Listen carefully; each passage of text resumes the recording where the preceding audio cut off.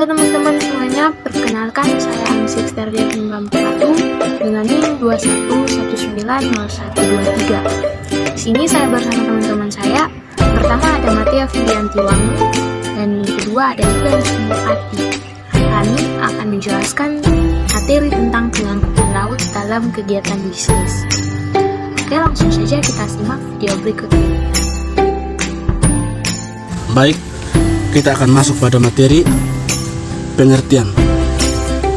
Menurut pemerintah nomor 22 tahun 2011 tentang angkutan perairan mendefinisikan angkutan laut adalah setiap angkutan dengan menggunakan kapal untuk mengangkut penumpang, barang, atau hewan dalam suatu perjalanan atau lebih dari satu pelabuhan ke pelabuhan lain yang diselenggarakan oleh perusahaan angkutan laut. Pengangkutan menurut Purwojosipto adalah perjanjian timbal balik antara pengangkut dengan pengirim, di mana pengangkut mengikatkan diri untuk menyelenggarakan pengangkutan barang atau orang dari suatu tempat ke tempat tujuan tertentu dengan selamat, sedangkan pengirim mengikatkan diri untuk membayar uang angkutan. Pengangkutan laut adalah perjanjian timbal balik antara pengangkut dengan pengirim, di mana pengangkut mengikatkan diri untuk menyelenggarakan pengangkutan barang atau orang dari suatu tempat ke tempat tujuan tertentu dengan selamat, sedangkan pengirim mengikatkan diri untuk membayar uang angkutan dengan kegiatan pengangkutan melalui laut dan menggunakan kapal. Tujuan dan fungsi pengangkutan. Tujuan dari pengangkutan untuk memindahkan barang dari tempat asal ke tempat tujuan untuk mencapai dan meningkatkan manfaat serta efisiensi. Fungsinya yaitu memindahkan barang atau orang dari suatu tempat ke tempat yang lain dengan maksud untuk meningkatkan daya guna dan nilai. Terima kasih atas kesempatan yang diberikan kepada saya.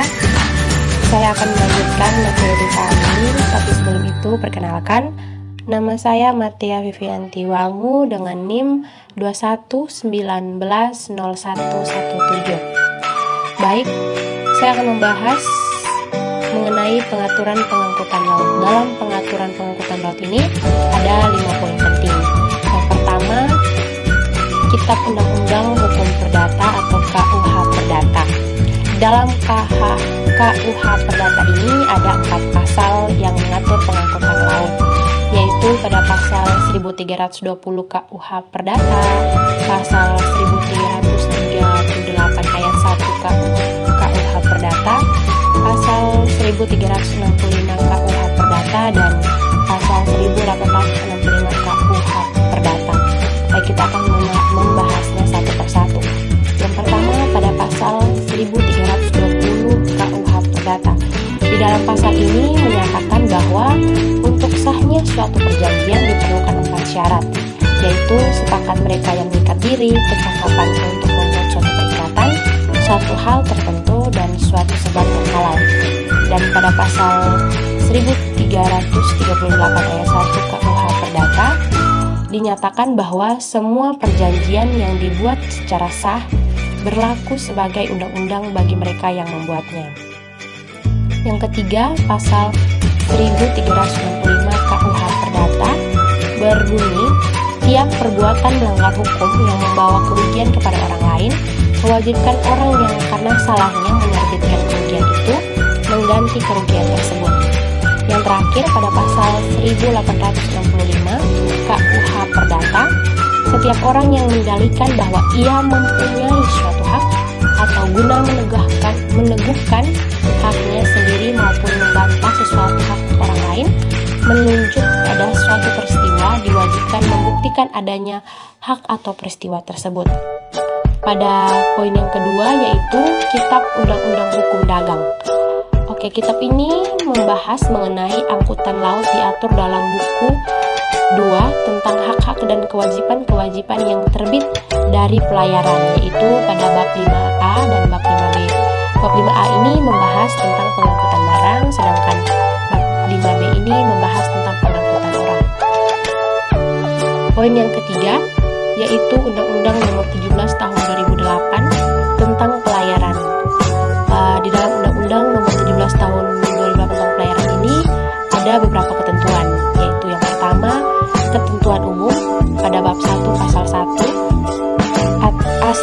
tujuan pada bab 2 pasal 2 dan pasal 3, ruang lingkup berlakunya undang-undang bab 3 pasal 4, pembinaan bab 4 pasal 5 dan pasal 6, kenavigasian bab 5 pasal 7 sampai dengan pasal 20, kepelabuhan pasal 6 bab 6 pasal 21 sampai pasal 34, perkapalan bab 7 pasal 35 sampai dengan pasal 64, pencegahan dan penanggulangan pencemaran oleh kapal pada bab 8 pasal 65 sampai pasal 68, angkutan bab 9 pasal 69 dan pasal 70, kecelakaan kapal, pencarian dan pertolongan bab 10 pasal 88 sampai dengan pasal 94, sumber daya manusia bab 11 pasal 95 sampai pasal 98, penyidikan pada bab 12 pasal 99, ketentuan pidana bab 13 pasal 100 sampai dengan pasal 129, ketentuan peralihan pada bab 14 pasal 130, dan yang terakhir ketentuan penutup pada bab 15 pasal 131 dan pasal 132. Peraturan pengangkutan laut yang keempat yaitu peraturan pelaksana nomor 82 tahun 1999 tentang angkutan di perairan, dengan ada beberapa ketentuan juga, yaitu yang pertama ketentuan umum pada bab 1 pasal 1, ada juga penyelenggaraan angkutan di perairan bab 2 pasal 2 sampai dengan pasal 18, pengusahaan angkutan di perairan bab 3 pasal 19 sampai pasal 42, usaha penunjang angkutan laut bab 4 pasal 43 sampai dengan pasal 61, jaringan dan trayek angkutan di perairan bab 5 pasal 62 sampai dengan pasal 77, tarif angkutan di perairan bab 6 pasal 78 sampai dengan pasal 85, pelayaran pengangkutan untuk penyandang cacat dan orang sakit pada bab 7 pasal 86, pengangkutan barang khusus dan barang berbahaya pada bab 8 pasal 87 sampai dengan pasal 89, wajib angkut bab 9 pasal 90 sampai dengan pasal 91, tanggung jawab pengangkutan bab 10 pasal 92 dan sistem informasi angkutan di perairan pada bab 11 pasal 30 bab 9 saya ulangi, pada sistem informasi angkutan di perairan itu pada bab 11 pasal 93. Terus ada juga pembinaan armada niaga nasional pada bab 12 pasal 94, ketentuan peralihan bab 13 pasal 94 sampai dengan pasal 96, ketentuan penutup bab 14 pasal 97 dan pasal 98. Pengaturan yang terakhir yaitu Peraturan Pemerintah Republik Indonesia nomor 51 tahun 2002 tentang perkapalan. Berikutnya, berdasarkan pada pasal 1 butir 1 Undang-Undang nomor 8 tahun 1999 tentang perlindungan konsumen, dan berdasarkan hasil inventarisasi peraturan perundang-undangan di bidang transportasi laut baik secara hukum publik maupun keperdataan, terdapat sumber-sumber formal peraturan itu antara lain pada Undang-Undang nomor 8 tahun 1999 tentang perlindungan konsumen, ada juga Undang-Undang nomor 21 tahun 1992 tentang pelayaran, KUH Perdata, KUHD, konvensi, ada juga konvensi internasional. Undang-undang lain yang terkait beberapa peraturan pemerintah, keputusan menteri dan aturan-aturan pelaksanaan lainnya. Oleh karena itu, para konsumen atau pengirim atau penerima barang berhak mengklaim pihak pengangkut melalui tuntutan ganti rugi seperti yang tercantum pada pasal 472 KUHD. Tuntutan ganti rugi atau klaim biasanya diselesaikan di pelabuhan. Pembongkaran antara pengikut dengan penerima barang. Hal-hal yang perlu dilakukan oleh pemilik barang dalam mengajukan tuntutan ganti rugi adalah sebagai berikut. Yang pertama yaitu pengirim atau penerima barang menyatakan Bill of Lading serta racing walling dari parti muatan dalam pengajuan tuntutan ganti rugi. Untuk dijelaskan, Bill of Lading ini adalah dokumen bertanggal di mana saya ulangi. Bill of Lading adalah dokumen bertanggal di mana pengangkut menyatakan bahwa ia telah menerima barang-barang tertentu untuk membawanya ke tempat tujuan yang ditujukan dan menyerahkannya kepada orang yang ditunjuk beserta syarat penyerahannya. Demikian juga pemaparan text dalam buku The Bill of Lading. Bill of Lading ini biasa dikenal juga dengan pronouncement, yaitu perjanjian pengangkutan atau pinjaman. Dia ini berfungsi untuk menjamin pemegangnya suatu hak eksklusif untuk klaim pengirim kargo. Ada juga fungsinya seperti tanda terima untuk kargo, bukti adanya perjanjian pengangkutan, dan bisa jadi merupakan dokumen perjanjian pengangkutan itu sendiri. Tuntutan ganti rugi atau klaim yang kedua yaitu berdasarkan bukti-bukti. Tuntutan ganti rugi atau klaim pada bagian yang kedua adalah setiap pengirim atau penerima barang berhak mendapat surat keterangan dari maskapai pelayaran atau pengangkut yang disebut dengan Notice of Claim. Biasanya maskapai pelayaran mengeluarkan surat-surat keterangan, diantaranya AB atau Expert Wages dan CCB atau Claim Constraint Wages. Yang terakhir itu berdasarkan bukti-bukti di atas, maka penerima barang berhak mengajukan surat tuntutan ganti rugi atau klaim pada pengangkut yang berisikan antara lain keterangan mengenai pengiriman barang-barang, penunjukan kepada TBT dan penjelasan ringkas mengenai kekurangan barang yang dikonstantir. Jika pemeriksaan telah dilakukan, maka diajukan kepada pengangkut jumlah ganti rugi yang dituntut dan penjelasan mengenai dasar perhitungan jumlah ganti rugi tersebut yang tercantum dalam CCB. Berikutnya, setelah kita mengetahui pengaturan-pengaturan dalam pengangkutan laut dan tuntutan-tuntutan yang bisa diberikan, kita akan membahas mengenai angkutan di perairan. Oke, sebelum itu kita harus mengenal dulu apa itu angkutan di perairan.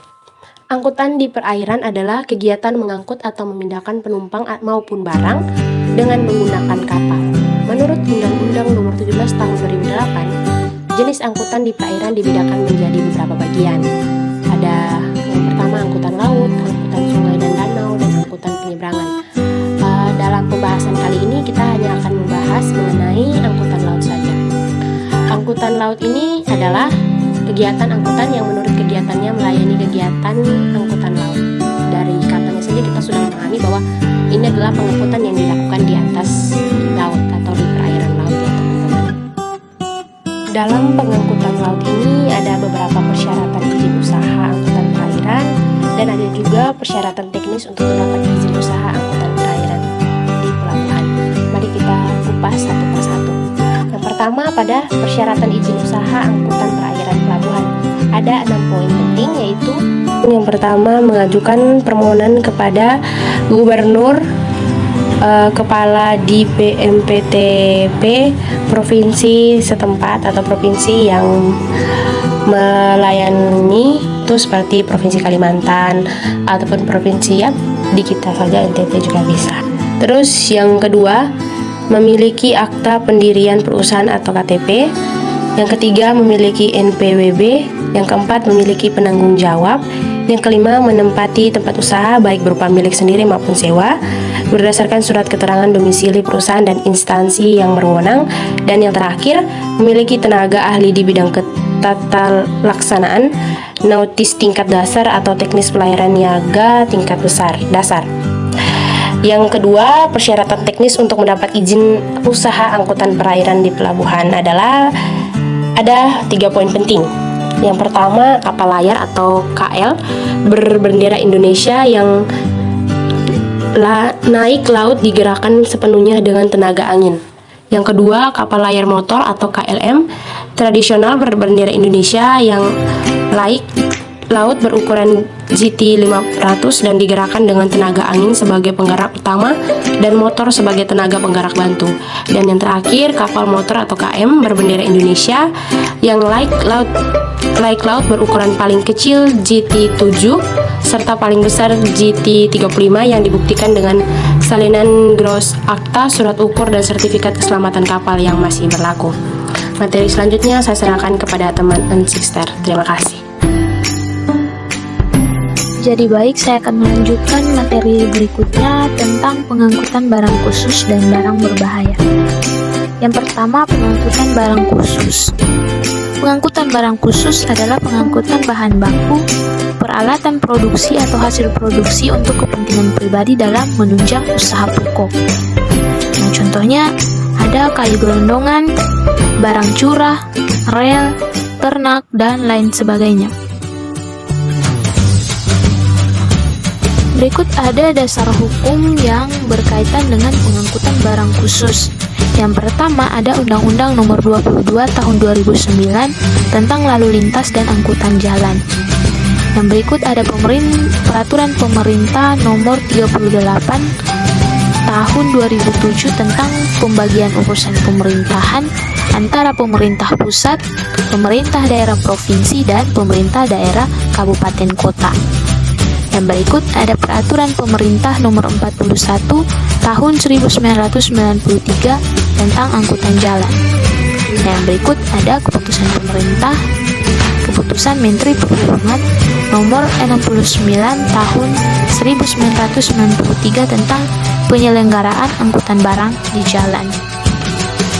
Dalam pengangkutan barang khusus, pemohon itu harus mempunyai izin usaha angkutan. Nah, untuk memperoleh izin usaha angkutan, pemohon harus memiliki nomor pokok wajib pajak, akta pendirian perusahaan bagi pemohon yang berbentuk badan usaha, lalu akta pendirian koperasi bagi pemohon berbentuk koperasi, dan tanda kependudukan untuk pemohon perorangan. Yang berikut memiliki surat keterangan domisili perusahaan, lalu memiliki surat izin tempat usaha. Selain memiliki izin usaha angkutan, pemohon juga harus memenuhi persyaratan administratif dan teknis. Yang pertama, memiliki surat izin usaha angkutan. Yang kedua, menandatangani surat persyaratan kesanggupan untuk memenuhi seluruh kewajiban sebagai pemegang izin trayek. Yang ketiga, memiliki atau menguasai kendaraan layak jalan yang dibuktikan dengan fotokopi surat tanda nomor kendaraan atau STNK sesuai domisili perusahaan dan fotokopi bukti uji kendaraan. Yang keempat, menguasai fasilitas penyimpanan atau pol kendaraan bermotor yang dibuktikan dengan gambar lokasi dan bangunan serta keterangan mengenai kepemilikan dan penguasaan. Yang kelima, memiliki atau bekerja sama dengan pihak lain yang mampu menyediakan fasilitas pemeliharaan kendaraan bermotor sehingga dapat merawat kendaraannya untuk tetap dalam kondisi layak jalan.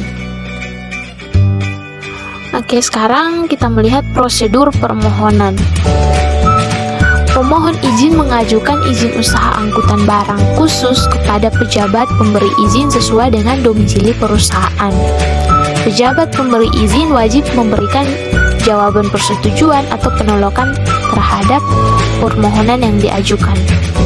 Dalam hal permohonan ditolak, pemberi izin memberikan jawaban secara tertulis disertai alasan penolakan. Nah, setelah pemohon mengajukan izin usaha dan izin trayek, maka persetujuan atau penolakan dari izin tersebut akan diberitahukan selambat-lambatnya dalam 14 hari kerja setelah permohonan diterima lengkap. Untuk masa berlaku izin penyelenggaraan ini adalah 5 tahun. Sekarang kita masuk dalam materi pengangkutan barang berbahaya. berdasarkan pasal 1 angka 1 Peraturan Menteri Perhubungan ini, barang berbahaya adalah zat, bahan, atau benda yang dapat berpotensi membahayakan kesehatan, keselamatan, harta benda, dan lingkungan hidup sebagaimana tercantum dalam International Maritime Dangerous Goods Code beserta perubahannya. Bentuk barang berbahaya itu ada bahan cair, bahan padat, dan bahan gas, yang mana dapat berupa barang berbahaya dalam kemasan dan barang berbahaya selain dalam kemasan. Badan Usaha Pelabuhan dan unit penyelenggaraan pelabuhan wajib untuk menyediakan tempat penumpukan dan penyimpanan barang berbahaya untuk menjamin keselamatan dan kelancaran arus lalu lintas barang di pelabuhan, serta bertanggung jawab dalam penyusunan sistem dan prosedur penanganan barang berbahaya di pelabuhan. Adapun berdasarkan pasal 13 ayat 2, untuk setiap kemasan barang berbahaya wajib diberikan tanda tertentu serta label yang mana harus memenuhi ketentuan sebagai berikut. Yang pertama, mudah terlihat dan terbaca. Yang kedua, dapat terbaca jika kemasan terendam dalam air laut paling singkat 3 bulan. Yang ketiga, ditempatkan pada latar belakang berwarna kontras atau mencolok. Yang keempat, tidak terhalang atau tertumpuk oleh tanda lain. Yang kelima, ditempatkan di kedua sisi muka belakang. Yang keenam, bentuk tanda tertentu dan label sesuai klasifikasi dalam ketentuan International Maritime Dangerous Goods Code beserta perubahannya. Selain itu, pemilik kapal, operator kapal, dan agen perusahaan angkutan laut nasional yang mengangkut barang berbahaya wajib untuk menyampaikan pemberitahuan kepada Syah Bandar sebelum kapal pengangkut barang berbahaya tiba di pelabuhan. Oke, baik, sampai di sini penjelasan kami tentang pengangkutan laut dalam kegiatan bisnis. Semoga materi yang kami sampaikan dapat dipahami oleh teman-teman sekalian. Bulung bayang, bulung cendrawasih, sekian dan terima kasih.